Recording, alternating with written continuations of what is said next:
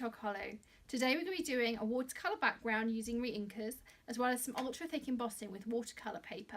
So this is the birthday card we're going to make with a coordinating inside using the Love Sparkles set. This is our outside with our ultra thick embossing, heat embossing on vellum, and then also I've got a coordinating watercolour themed envelope for you to mail the card in. So let's get started. So here's our card and the coordinating envelope I just showed you. I'm going to place these to the side while we get started. So first of all, I've got an artist's board which I'll link to in the blog post, which you will find bottom right hand corner. There's an arrow. As always, there's a link to the blog post with all your supplies. I have a piece of watercolour paper here that is half one of the Stampin' Up sheets. I can't remember the exact dimensions, but again I'll write those in for you. And you want to cut this larger than you actually want your piece to be, because firstly you're going to lose some here with the taped pieces, and secondly you're going to lose a small amount when you do the ultra thick embossing as well when we get to that point. And all I've used here is some painter's tape. I use a low tack one, which I'll again link to if you want to use the same. I have my artist's colours here, and I'm using 3 of the re-inkers. So in the middle here I've got Wisteria Wonder, on the outside I've got Pool Party, and here I've got Blushing Bride. You could use any 3 that you wanted, but the key to this technique and getting a nice wash is water. So what I'm going to do is, I have already done these and I'll just refresh them with my mister in a minute. You want about 3 or 4 dots, so 1, 2, 3, 4 we'll go with. I have one of the Stampin' Up spritzers, and just to refresh the ones that I created earlier. So there we go. So they're reasonably runny. And then what I'm also going to do is I'm going to mist my paper, because I want the paper to be really nice and moist so that it will take a good watercolour wash. And because so I forgot to fill up my water dish, but here we go. So there's a nice lot of water in there. Now you could use an aqua painter, it would be absolutely fine, but I bought a cheap multi-pack of Chinese style calligraphy brushes on Amazon that I find work really nicely, just because they're a bit quicker. So I'm going to start with my pink, and I picked up a nice lot of water, and I'm going to go down my page, and I'm just going to keep going until it's pretty much empty. Then I'm going to go and I'm going to pick up some of my Wisteria Wonder. Again, lots of water is the key to this technique, and I'm going to put it down the page. And finally I'm going to clean up again, and I'm going to pick up some Pool Party, and I'm going to start and pull that down. So you'll see with the water, with the page being really nice and wet, you don't get any distinctive lines. If you get a really strong line in here, it means that you haven't put enough water on your page. So just keep adding water and you'll find those lines will soften. Now the next step is to heat dry, just not completely bone dry. Move that up so you can see it. I'm just going to move my heat gun over until some of the sheen has gone off. You'll see when the paper has started to dry.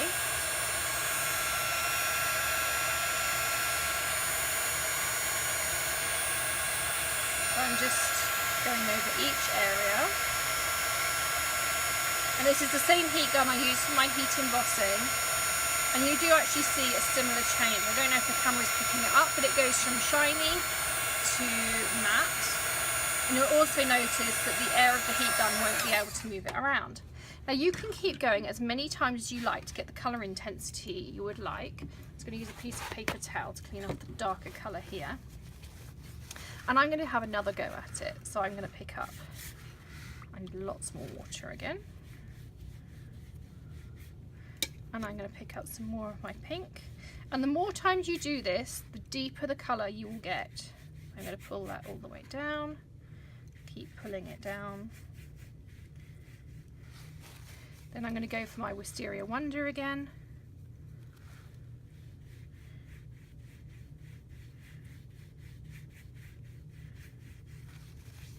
And I'm going to pick up more Pool Party.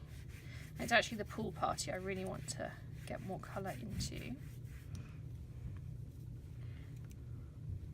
And as I say, there is no such thing with this as too much water. You might think, oh my goodness, it's going to slop. It's watercolour paper. This is exactly what it's made to do. And that's why I'm using this board, because the board will keep any mess away from your work area. I'm just going to add some water into this middle bit, just to pull that pink and blend those colours nicely. And as I say, you can dry and keep reapplying until you have whatever depth of colour you would like. I'm actually just going to add here, I've got a couple of more drops of the Pool Party, just because I'd like it slightly more intense at the bottom.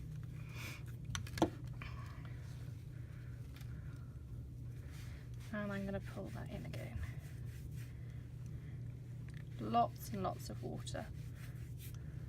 And you could do all sorts of combinations. You could do some ombre colours, you could do some pinks, you could do some more male colours, you could do baby colours, you could do pink, blue and lemon if you have a baby and you don't know what gender. There's all sorts of options. So I'm just drying this off now again.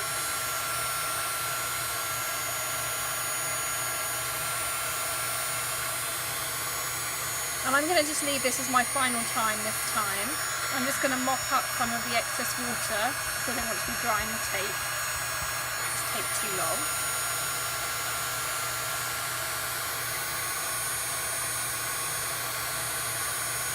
So once you're happy that you've reached a fairly dry point, so that the point where if you put your hands or fingers onto it, the ink isn't going to run onto your fingers. So I then pull up my tape, and don't worry about this being wet, these are really easy to clean afterwards.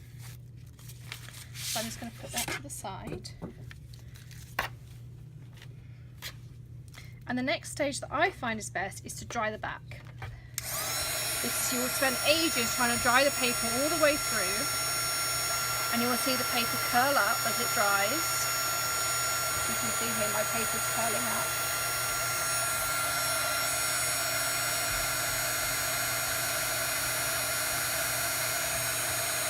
And then when I put it down this way, I'll pull my cable a little bit, you'll see it relaxes back down again as it dries onto the front. I'm actually quite happy with the intensity of colours. It's very similar to this, although I have less purple, but that's absolutely fine. Every one you do is going to come out different, so don't ever think that you're ever going to end up the same.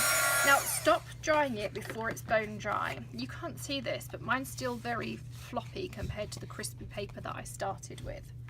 And the reason I'm going to say that is when you do the ultra thick embossing, which is our next step, which is here, so here's my folder, you want it to still be slightly damp, like in my tips that I showed you.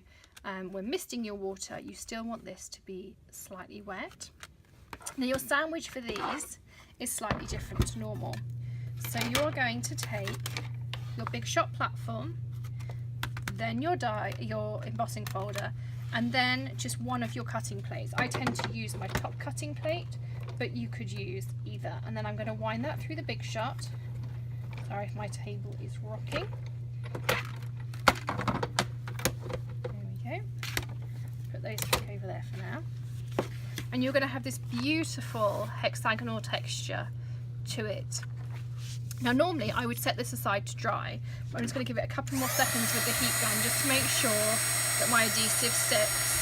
But if you're doing this at home, I would suggest that you probably leave it 5 to 10 minutes or give it another good drying before you use it with adhesive.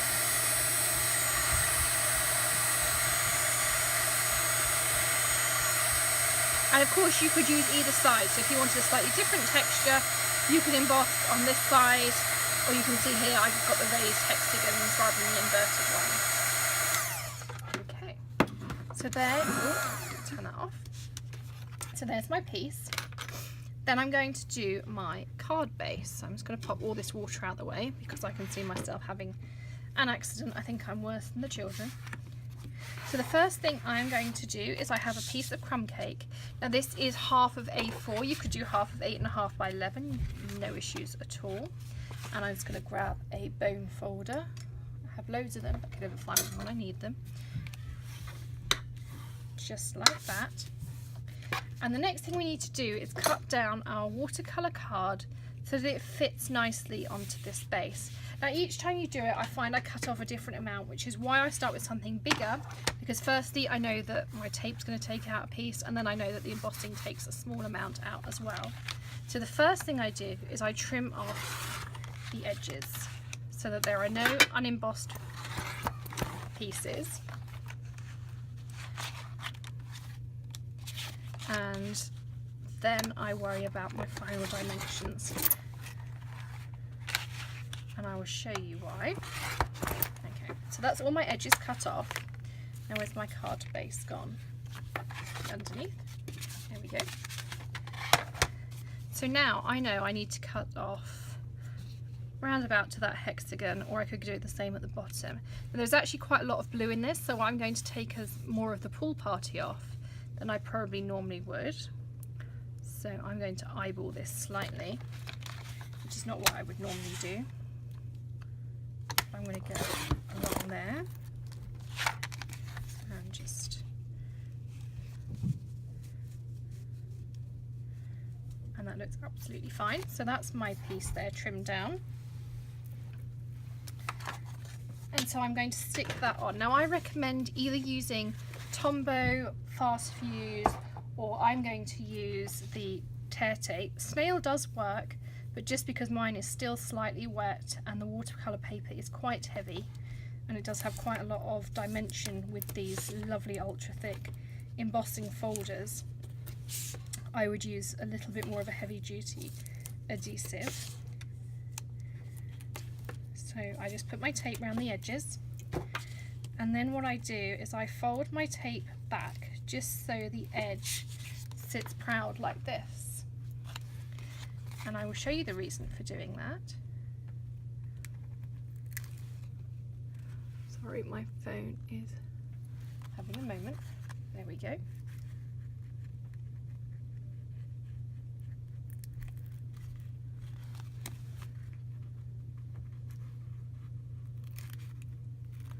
There we go. And the reason I do that is so that I can offer it up here, and then I can, when I'm happy with it, I can just pull out the edges. So that's that. The next thing we need to do is our happy birthday. So to do that, I have a piece of vellum, I have my Versamark pad, I have the stylized birthday stamp, which I thought went perfectly with this effect, and I'm going to use my Versamark pad,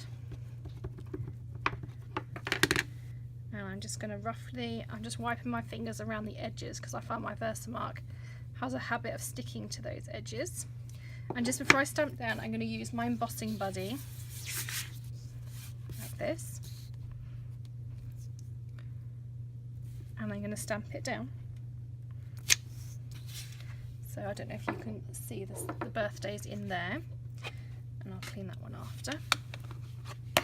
And then I'm going to use the lovely copper embossing powder that came out with the last annual catalogue, which I think is really beautiful. There we go. Give it a nice tap on the back, and again I will link in the blog post these little Judikins trays because a lot of you have asked me about them. It was linked to the last blog post, and again I'll link it in this one if you didn't see that. And then again I'm going to heat emboss. Now my thing with my tip to emboss on vellum so that you don't do any heat damage to it is firstly to preheat your heat tool, so leave it running.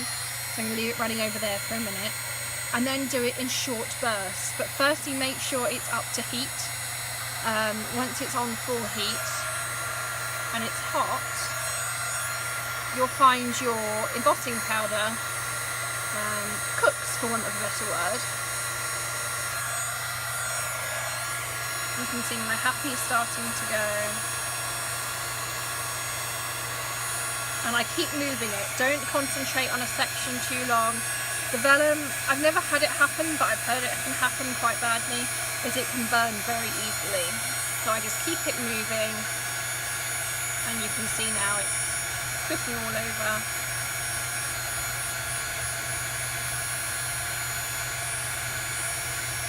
And I just keep going until it's nice and even. There we are. And that's our happy birthday. Then I'm going to cut that out using my lots of labels framelits, and I'm going to use, I think, the third from biggest. No, it's second from biggest, excuse me. Yep, second from biggest. I'm running out of space on my table. And I do use my magnetic platform, but if you don't have one, I find that surgical tape works really well. Again, I'll link to the ones that I have here, the 3M or the Top Care. And so it's right there, just so that I don't have to change out. We're going back to our normal sandwich into the big shot for our thinlets. So put all your platforms back in that you took out. And we're going to wind that through.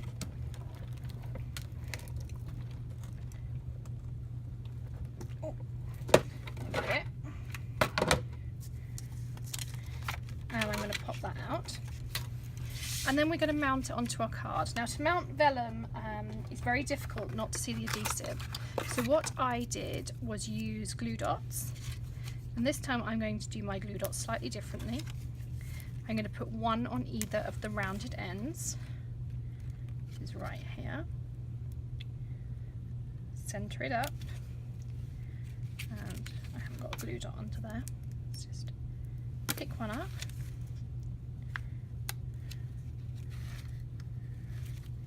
And here on the sample that I showed you, I put my glue dots here, and that's why I use the enamel dots. They are my catch-all. If I can see, like here I can see my glue dot under the vellum, I grab an enamel dot, a pearl, a diamante, whatever you fancy, whatever your preference is.